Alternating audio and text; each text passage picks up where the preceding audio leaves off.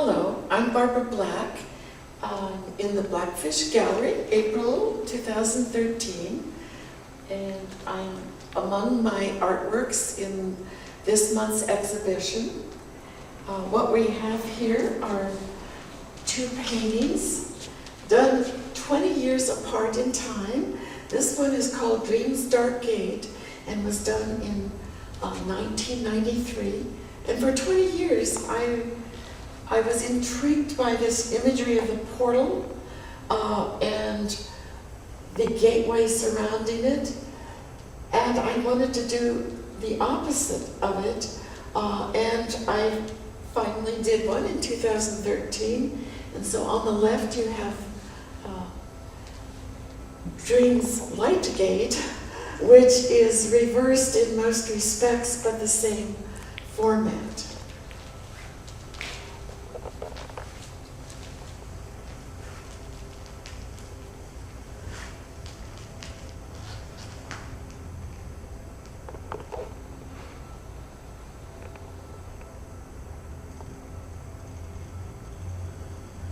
I think of the portal as kind of transitional place between two different kinds of spaces, and they're all different kinds of associations one can make with those changes from one plane or to another, or one kind of space to another, or the beginning of a different narrative. This painting is called Dream, Portal, Dream of the Dark, of the Woods.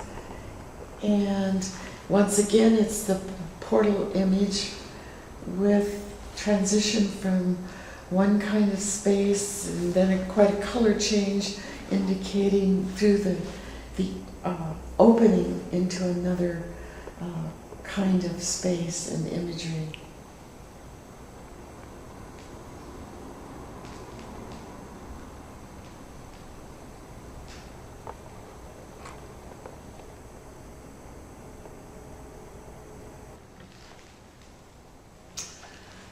Next, we're looking at a series of 7 collagraphs. The collograph is one of the techniques included in the intaglio printmaking techniques, and it involves a very similar kind of process where you have you build up relief imagery through glue and paint and attaching objects to a surface, and then the inking process is very similar to that of intaglio, where you ink and then wipe off the surface and pull a print from it. These particular images were pulled and were not complete in themselves. They were experimental. And this represents 2 different plates that I was printing from. And they're called unique impressions because of the depth of the depressions that held the ink and the inking process. It's difficult to have it completely the same each time. So they're called unique impression collagraphs. And then they've been altered with mixed media and in some cases collage. Some of them have the portal image in them as well, and for instance the middle one. The first 2 are from the same plate, and then the 3rd image you'll see is from a different one, and they're all from a kind of ritual vessel and cloth series, referring to all kinds of rites and rituals that mankind has explored through the ages.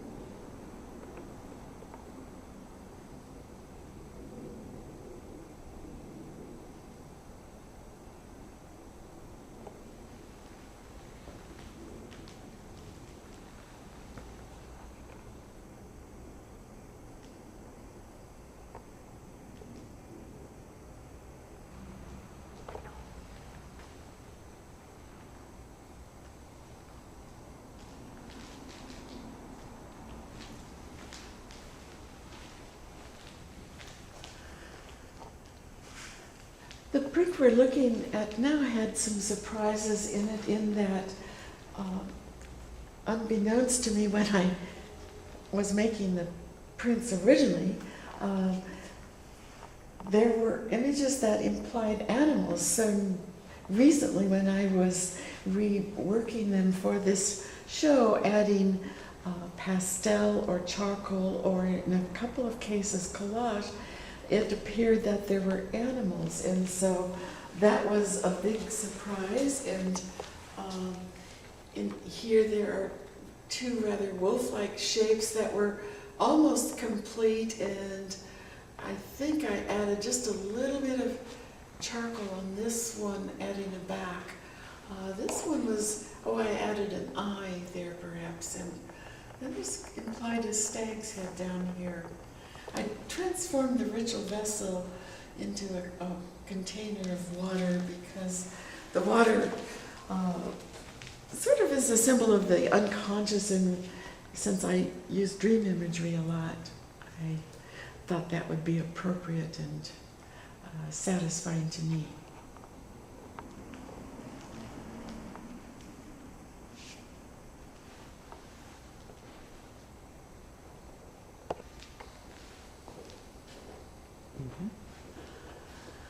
This image is the closest to the original print of that particular plate, and very little change has been made, just a few touches of charcoal pencil and emphasis of the portal, which is kind of playing, which is right in the stand holding up the ritual vessel, and is kind of playing with scale there, since the portal and the column that were added kind of change, conflict with the scale of the ritual vessel.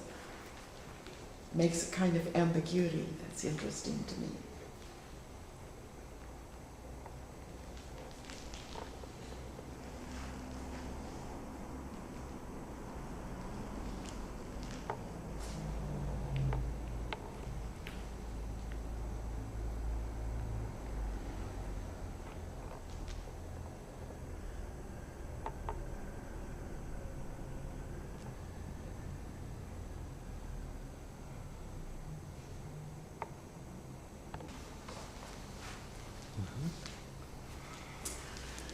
This is perhaps one of the more altered prints from this series, in that this whole passage right in through there is one of the prints, and these light spaces are another print of the same series that came out very, very light, too light to stand on its own. So the two have been collaged together.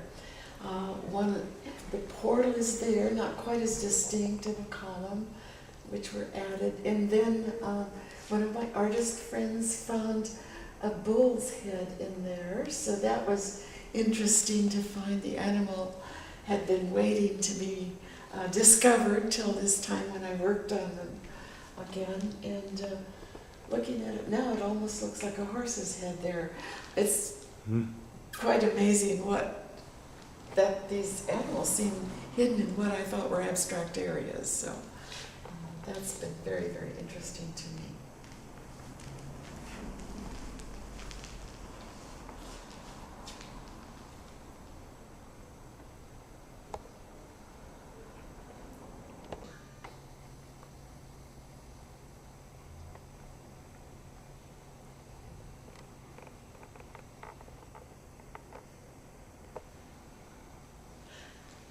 This print is perhaps the least reworked of the other plate that I had pulled these prints from.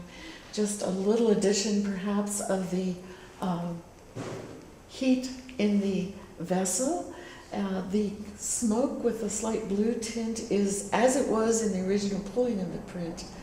And then there's probably a little bit of emphasis of the animals near the top of the print, the wolf-like animals.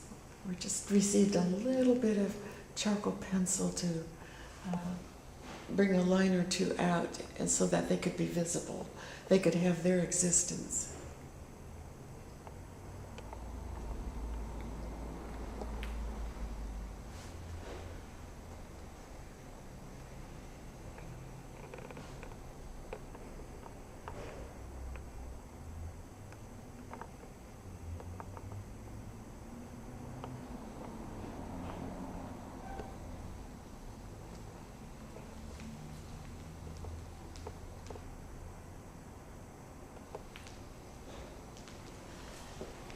And this print is the first one wherein I discovered the animals lurking in these abstract areas of the series.